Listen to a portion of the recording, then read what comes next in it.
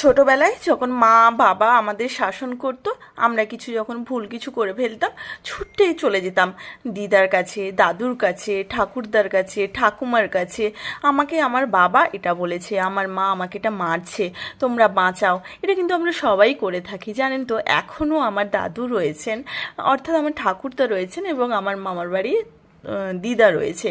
তো এই যে দুটো মানুষ এখনও বেঁচে আছে, এখনও অনেক কথা আমি ওনাদের শেয়ার করি। তবে এই যে আমার দিদা আজ হাসপাতালে ভর্তি আছে, স্ট্রোক হয়ে গেছে, জানেন তো।